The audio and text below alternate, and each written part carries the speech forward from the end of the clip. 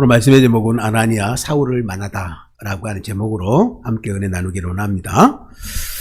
지난 시간에 우리는 위대한 만남을 살펴보았습니다. 그 위대한 만남은 무엇일까요? 부활하신 예수 그리스도와 사울의 다메섹 도상에서의 만남의 사건이었습니다. 예루살렘 교회를 잘멸한 사울이 그 열쇠를 몰아서 예루살렘에서 200km 이상 떨어진 다메섹 원정까지 나서는 길에 예수 그리스도를 만나게 된 사건이었습니다. 사울이 다메섹으로 간 그 이유는 하나였습니다. 그곳에 있는 그리스도인들을 붙잡아서 예루살렘으로 연행해가지고 종교 재판을 거쳐서 그들을 죽이길 위함이었습니다. 그러나 사울은 다메섹을 지척에 두고 빛이시며 진리이신 예수 그리스도를 만남으로 그 빛으로 인하여 시력을 상실하게 되었고, 다른 사람의 손에 이끌려서 직가라고 하는 거리로 가게 됐고, 그곳에서 사흘 동안 식음을 전폐하며 기도를 드리는 사울의 모습을 보게 되었습니다. 사울이 혼돈과 공허 속에서 식음을 전폐한 채 3일간의 기도를 하고 있었는데, 하나님은 사울에게 보낼 한 사람을 준비하고 계셨습니다. 그 한 사람이 누구입니까? 오늘 본문에 나오는 아나니아였다라고 하는 거죠. 10절입니다. 그때 다메섹에 아나니아라는 제자가 있더니 주께서 환상 중에 불러 이르시되 아나니아야 하시거늘 대답하되 주여 내가 여기 있나이다 하니, 사울에게 나타나셨던 하나님께서 다메섹의 유대인 그리스도인 아나니아에게도 환상 중 가운데 나타나셨습니다. 하나님께서는 아나니아에게 가야 할 곳과 만나야 할 사람과 해야 할 일과 전해야 할 말씀을 주십니다. 11절과 12절 주께서 이르시되 일어나 직가라 하는 거리로 가서 유다의 집에서 5사람 사울이라 하는 사람을 찾으라. 그가 기도하는 중이라. 그가 아나니아라 하는 사람이 들어와서 자기에게 안수하여 다시 보게 하는 것을 보았느니라 하시거늘. 오늘 아나니아가 가야 할 곳은 직가라고 하는 거리에 있는 유다라는 사람의 집이었습니다. 그곳에 가면 많은 사람들이 함께 있을 것인데 그 중에 5사람 사울이라고 하는 사람을 찾으라 라고 말씀하십니다. 여기까지 들었을 때 아나니아는 자신의 그 길을 의심했을 것입니다. 왜 그렇습니까? 설마 이 사울이 지금 다메섹의 그리스도인들을 잡으려고 오고 있는 그 사울이 아닐까라고 하는 생각에 서입니다. 그런데 그것은 사실이 되었습니다. 주님은 그 의심을 여지없이 바로 그 사울임을 분명하게 하시기 위하여 그가 5사람 사울이라고 말씀하시는 것을 보게 됩니다. 또 그에게 찾아가면 그가 기도하는 중일 것이다 라고 말해주고 있습니다. 이미 기도하고 있는 사울에게도 아나니아라는 사람이 그를 찾아갈 것이라는 말씀을 해놓으신 상태입니다. 아나니아가 사울을 찾아가면 사울이 아나니아를 기다리고 있을 것이라고 하는 그런 메시지인 것입니다. 그리고 그 아나니아가 사울 자신에게 행할 일까지 다 그에게 보여주었다라고 하는 것이죠. 13절과 14절 아나니아가 대답하되 주여 이 사람에 대하여 내가 여러 사람에게 듣사온즉 그가 예루살렘에서 주의 성도에게 적지 않은 해를 끼쳤다 하더니 여기서도 주의 이름을 부르는 모든 사람을 결박할 고난을 대제사장들에게서 받았나이다 하거늘. 이는 무례한 반발이 아니라 놀라움을 표현한 말씀인 것입니다. 아나니아는 예루살렘의 그 사울, 즉 다메섹에서 부활하신 예수님을 만나기 전 사울이 어떤 사람이었는지를 잘 알고 있었습니다. 그가 이번에 왜 다메섹에 왔는지도 소상히 알고 있었습니다. 예루살렘 그리스도인들이 이런 기밀사항을 황급히 다메섹의 그리스도인들에게 전달했을 가능성이 큽니다. 그러니까 알고 있는 것이죠. 사울, 그는 적어도 그 당시 그리스도인들에게서는 상종해서는 안 되는 위험한 사람이었습니다. 만나서는 안 될 위험한 사람이었다는 거예요.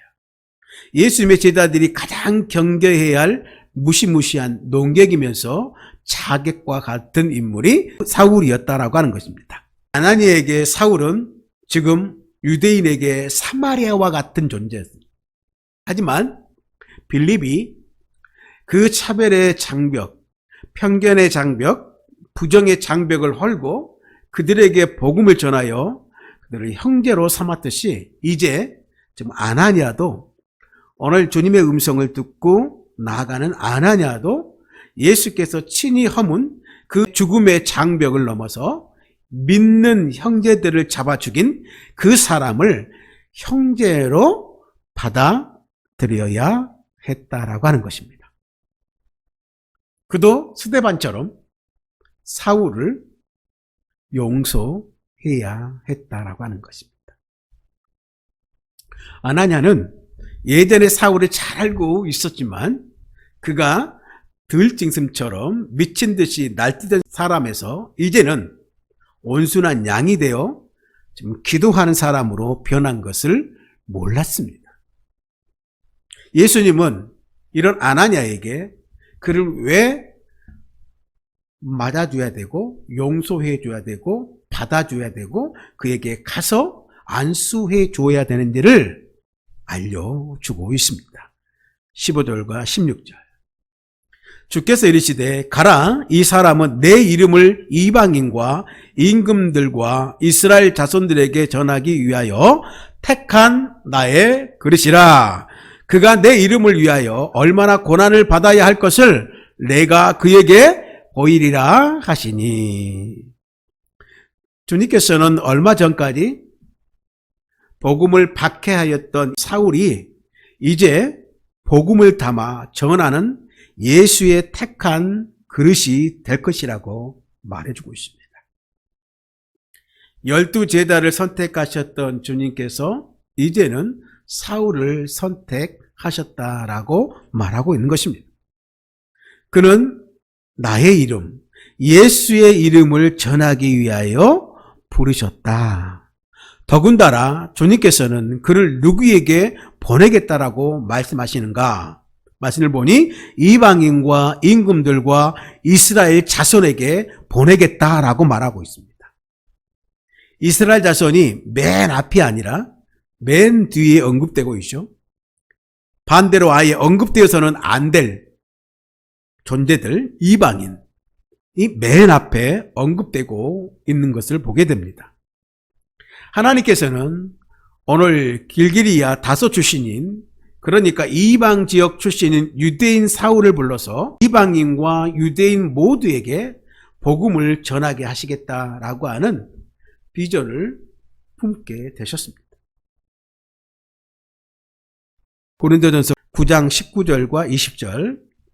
내가 모든 사람에게서 자유로우나 스스로 모든 사람에게 종이 된 것은 더 많은 사람을 얻고자 함이라.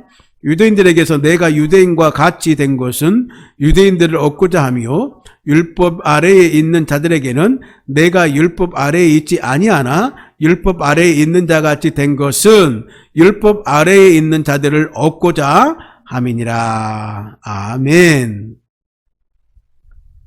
나중에 우리는 그가 임금들, 즉 아그리파 2세 왕과 로마 황제 앞에서 복음을, 예수의 이름을 전하는 것을 보게 될 겁니다. 더 놀라운 것은 이제 박해자 바울이 피박해자, 즉 박해를 받는 자가 된다라고 하는 것을 오늘 주님께서는 예고하시고 계신 것이죠. 16절 다시 한번 읽습니다. 그가 내 이름을 위하여 얼마나 고난을 받아야 할 것을 내가 그에게 보이리라 하시니라. 하나님께서는 오늘 사울 본인에게도 이 사명과 운명을 친히 보여주시겠다고 말씀하셨습니다. 사울은 이제 유대교에서 누렸던 그만의 존경과 영광을 누리도록 부르신 것이 아니라 그가 핍박했던 자들처럼 도망치고 고문을 당하거나 버려두기 위해 부름을 받은 것입니다. 사도행전 후반부 13장에서 28장까지는 바울이 이 두 가지, 즉 그가 이방인의 사도의 모습과 고난받은 사도의 모습으로 기록하고 있는 모습을 보게 됩니다. 그것은 바울뿐만 아니라 오늘 복음을 듣고 그 복음으로 살고 그렇게 살아가겠다라고 하는 작정한 제자들에게 찾아오는 숙명과 같은 것입니다. 빌립보서 1장 29절과 30절에 이렇게 기록하고 있죠. 그리스도를 위하여 너희에게 은혜를 주신 것은 다만 그를 믿을 뿐 아니라 또한 그를 위하여 고난도 받게 하려 하심이라. 너희에게도 그와 같은 싸움이 있으니 너희가 내 안에서 본 바요 이제도 내 안에서 듣는 바니라. 아멘. 이에 아나니아는 더는 이제 주저하지 않고 지체하지 않고 가라고 하시는 명령에 곧장 순종하는 것을 보게 됩니다. 그리고 그가 가서 해야 할 일을 하게 되는 것을 보게 되죠. 17절과 19절. 아나니아가 떠나 그 집에 들어가서 그에게 안수하여 이르되 형제 사울아, 주 곧 내가 오는 길에서 나타나셨던 예수께서 나를 보내어 너로 다시 보게 하시고 성령으로 충만하게 하신다 하니 즉시 사울의 눈에서 베일 같은 것이 벗겨져 다시 보게 된지라. 일어나 세례를 받고 음식을 먹음에 강건하여지니라. 사울이 다메섹에 있는 제자들과 함께 며칠 있을세. 아멘. 이제 원수 사울을 형제 사울로 불러주고 있습니다. 그리고 자신을 보낸 분을 주 곧 내가 그 다메섹으로 내려오는 길에서 나타나셨던 만났던 예수라고 소개하고 있습니다. 예수님의 피가 결코 하나가 될 수 없었던 그들을, 도저히 형제가 될 수 없는 그들을 하나의 형제로 묶었습니다. 부활하신 주님께서 용서와 화해와 하나됨의 역사가 일어나게 하신 것입니다. 그 마음으로 아나니아가 안수하자 사울의 어두웠던 눈이 환해지기 시작했습니다. 물론 육신의 눈이 밝아져서 다시 보게 하셨다라고 하는 뜻이지만 당연히 복음의 밝은 빛을 경험하고는 사울의 영적인 눈도 밝아졌음을 암시하는 표현이라고 볼 수 있습니다. 사흘 동안 그가 식음을 전폐하고 기도하였던 기도 가운데 예수님과의 교제, 그리고 오늘 아나니아의 방문 등을 통해서 이제 그는 새로운 사람으로 변화되었습니다. 이것은 그가 성령으로 충만해졌다라고 하는 표현으로 나타내주고 있는 것입니다. 이후로는 그의 인생 가운데 성령께서 그를 이끌어 가시는 모습을 보게 될 것입니다. 가고 서는 것, 그의 방향과 속도 모두 그분이 인도하실 것이라는 것이죠. 성령의 밝은 빛을 따라서 하나님의 말씀을 재해석하고 성령의 소욕을 따라서 살아가는 바울의 모습을 우리는 기대할 수 있을 것입니다. 성령의 능력으로 그가 받은 사명, 이방인과 왕과 유대인들에게 복음을 전하는, 또한 그는 성령의 능력으로 그에게 찾아온 고난을 견뎌내는 그 사울의 모습을 보게 될 것입니다. 자기의 지혜로, 자기의 힘으로, 자기의 확신으로, 자기의 열정으로 살았던 삶을 이제는 멈추고 이제 새로운 에너지, 성령의 충만함, 성령의 임재, 성령의 인도하심으로 살아가는 존재가 되었다라고 하는 것입니다. 이제는 더 이상 말할 필요가 없습니다. 빌립을 통해서 에티오피아 내시가 영적인 계안을 한 후에 즉시 세례를 받음으로 영적 공동체 안으로 공식적으로 들어왔다라고 한다면 이제 사울도 세례를 통해서 유대계를 떠나서 그 유대계에 의해 죽임을 당했지만 다시 살아나신 예수님의 그 다스림 안으로, 주님 품 안으로 들어오게 되는 것입니다. 그가 비로소 금식을 멈추고 사랑의 식탁 교제에 통해서 기력을 회복하기 시작했다라고 하는 말씀으로 오늘 말씀은 맺고 있습니다. 말씀을 맺겠습니다. 사울, 그는 유대계의 선지주자요, 촉망받던 유망주였고 그는 유대계의 미래였습니다. 그런 사울이 유대계가 죽인 예수를 메시아로, 그리스도로, 하나님의 아들로 믿게 된 이 사건은 한편으로는 유대계의 몰락과 성경 중심의 종교의 타락을 알려주는 사건이며, 이는 분명한 예수님의 부활을 입증하는 사건이기도 합니다. 그것은 사랑의 승리였고 용서의 승리였던 것입니다. 메시아 예수를 죽인 사람을 메시아 예수의 부활과 통치를 승인한 자로 변화시킨 이 사건이야말로 박해받는 당시 교회나 성도들에게는 예수 그리스도의 살아계신 복음의 능력을 경험하고 실감나게 하는 위대한 하나의 사건으로 보여졌을 것입니다. 오늘 사도 바울은 아나니아에 의해서 안수를 받아 눈이 열리고 성령으로 충만케 되었고 세례를 받고 공동체로 환대를 받게 됩니다. 그에게도 이런 출발이 있었습니다. 처음부터 그는 혼자 사역에도 충분한 걸출한 일꾼이 아니었다라고 하는 거예요. 나중에는 바나바가 그를 안디옥 교회로 초청해서 공동사역을 하게 됩니다. 의에 베드로가 그가 이방인 사역을 할 수 있도록 두둔해 줄 것입니다. 그의 곁에 숱한 헬퍼, 조력자들이 있을 것입니다. 본문에 나오지 않지만 오늘 사울의 핵심은 당연히 그 집주인 유다를 포함하여서 그를 수행했던 사람들에게도 분명히 영향력을 끼쳤을 것입니다. 사랑하는 성도 여러분, 오늘 이 아나니아처럼 하나님이 준비하신 영혼들을 생명의 공동체로 인도하고 그들의 눈을 열어주는 영적 중매쟁이들이 될 수 있길 간절히 바랍니다. 이제 사울이 그랬던 것처럼 욕망에 포박된 삶에서 이제 벗어나서 복음을 위해 기꺼이 결박되는 그 인생을 살아갈 수 있는 우리가 되어지길 주님의 이름으로 축복합니다.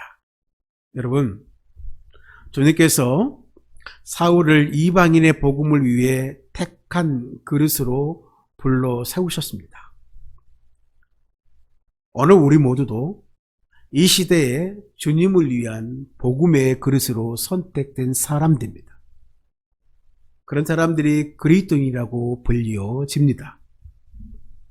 오늘 그들이 땅끝까지 이르러 주님의 증인이 되어주시길 바라는 주님의 바람을 살아가는 사람들입니다. 오늘을 산 우리에게 1차적인 땅끝은 어딜까? 그 1차적인 땅끝은 언제나 우리 각자가 처해 있는 자기의 삶의 자리, 자기 삶의 현장이라고 생각합니다. 오늘 우리의 삶의 자리에서 주님의 증인으로 살아온 사람만 저 지구 반대편에서도 주님의 증인이 될 수 있다는 사실은 우리는 알아야 하는 것이죠. 이 보잘것없는 우리가 주님의 택한 그릇으로 선택된다라고 하는 것은 주님께서 일방적으로 베풀어 주신 주님의 은혜요 은총이지만 그 결과는 전적으로 우리에게 주어진 임무와 역할의 사명에 우리가 얼마나 충실하느냐에 의해서 결정된다는 사실을 우리는 또한 알아야 할 것입니다. 그 결과에 따라서 우리의 삶이 주님 안에서 새로운 사도행전으로 영원히 남을 수도 있고 아니면 물거품처럼 흔적도 없이 사라져 버릴 수도 있기 때문인 것입니다. 우리의 곳곳에 아직 호흡이 붙어 있는 동안에 우리의 뇌가 아직 정상적으로 작동하고 있는 동안에 주님으로부터 택함받은 주님의 그릇답게 주님의 복음의 그릇답게 오늘 우리의 땅끝인 우리의 그 삶의 자리에 주님의 증인으로 살아낼 수 있는 우리 모두가 되어지길 주님의 이름으로 축복합니다.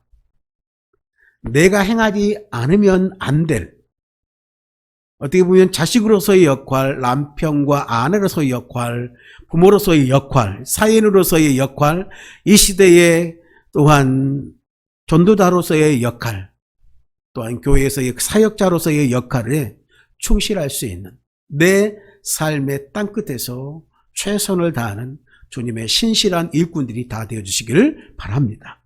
주님께서 우리를 다른 그릇으로 대체하시기 전에 우리에게 아직 기회가 남아있을 동안에 우리에게 맡겨진 그 역할에 최선을 다하는 귀한 청지기의 삶을 살아내는 우리가 되길 바랍니다. 바라기는 오늘 우리의 땅끝인 이 삶의 자리에서 주님의 증인으로 살아가는 사람들, 마지막 시각에 주님 앞에서 후회하지 않을 시간을 마주할 수 있는 복음의 그릇된 그리스도인들이 될 수 있기를 바라면서 오늘 그러한 삶을 살아내는 복음의 사람, 충성된 사람, 공동체가 되어지길 주님의 이름으로 축복합니다.